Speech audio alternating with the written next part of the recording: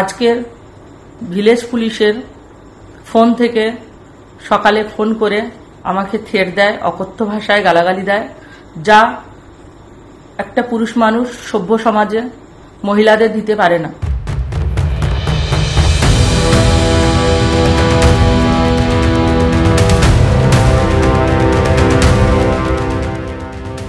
হ্যাঁ, ঠিক শুনছেন, ভয় দেখিয়ে তৃণমূলে যোগদানের হুমকি এবং গালিগালাজ। ঠিক কি বলেছেন সম্পূর্ণ শোনাবো পরে। আগে শুনুন ওই ভদ্রমহিলা কে। ইনি হলেন সন্দেশখালীর প্রতিবাদী নেত্রী পিয়ালি ওরফে মাম্পি দাস। তিনি বিজেপির সক্রিয় কর্মী। শেখ শাহজাহানের সন্দেশখালীতে ফের আক্রান্ত ওই মহিলা। এবার অভিযোগের তীর খোদ পুলিশের দিকেই। রাজ্যের বিরোধী দলনেতা শুভেন্দু অধিকারী নিজের এক্স হ্যান্ডেলে পোস্ট করে তৃণমূলের দুষ্কৃতি ও পুলিশি সন্ত্রাসের বিরুদ্ধে একটি ভিডিও পোস্ট করে সোচ্চার হয়েছেন। শাসক দলের হয়ে থানার ওসি ওই সন্ত্রাস চালাচ্ছেন বলে অভিযোগ করেছেন স্বয়ং নির্যাতিতা। ঠিক কি বলেছেন তিনি, শুনে নিন তাঁর মুখ থেকেই। নমস্কার, আমি পিয়ালি দাস ওরফে মাম্পি, সন্দেশখালীর প্রতিবাদী মুখ। বিগত কিছুদিন ধরে শাসক দল প্রশাসনের দ্বারা আমাকে বিভিন্নভাবে প্রলোভন দেখাচ্ছে।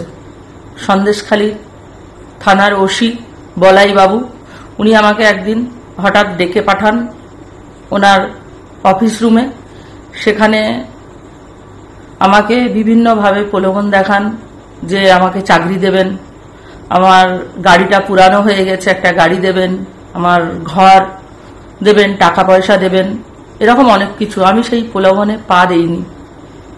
প্রলোভনে পা না দেওয়ার জন্য আজকের ভিলেজ পুলিশের ফোন থেকে সকালে ফোন করে আমাকে থ্রেট দেয়, অকথ্য ভাষায় গালাগালি দেয়, যা একটা পুরুষ মানুষ সভ্য সমাজে মহিলাদের দিতে পারে না।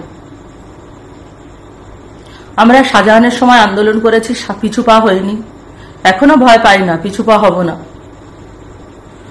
আমি আমার উচ্চ নেতৃত্বকে জানিয়েছি এই বিষয়ে, তারা আমার সহযোগিতা করবেন বলেছেন। ভাবুন তাহলে এবার প্রতিবাদীদের সাথে যদি এই প্রশাসন, এই শাসক দল এইরকম ব্যবহার, এইরকম আচরণ করে, সাধারণ মানুষের সাথে তাহলে কেমন আচরণ করে। ধন্যবাদ। অন্যদিকে রাজ্যের বিরোধী দলনেতা শুভেন্দু অধিকারী বৃহস্পতিবার বিধানসভায় তাঁর নিজের অফিসে সাংবাদিক সম্মেলন করেন।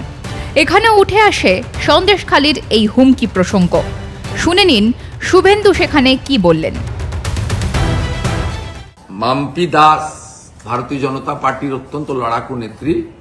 তাকে বলাই ঘোষ ওসি প্রথমে জয়েন করতে বলেছিল। এই যে গত রবিবার মিটিং হয়েছিল, জয়েন কেউ করেনি।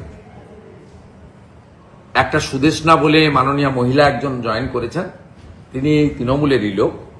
তার স্বামী ওখানে মুরগির মাংস কাটার দোকান করেন সরকারি জায়গায়, তাকে দিয়ে জয়েন করিয়ে বলা হয়েছে বিজেপি। মাম্পিরা কেউ পরিচিত নন, যারা সন্দেশখালী আন্দোলনের নেত্রীরা যোগ দেননি, তাই ওসি খুব অসম্মানিত হয়েছেন। তাই খুব কায়দা করে তিনি ভিলেজ পুলিশের ফোন থেকে উনি রীতিমতো ধমকেছেন।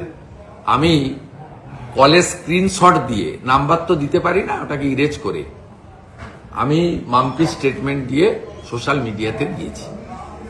এবং মাম্পিকে আমি পরামর্শ করেছি যে জাতীয় মহিলা কমিশনের কাছে এবং ডিজিপি রাজীব কুমারের কাছে এই বলাই ঘোষের বিরুদ্ধে অভিযোগ করার জন্য।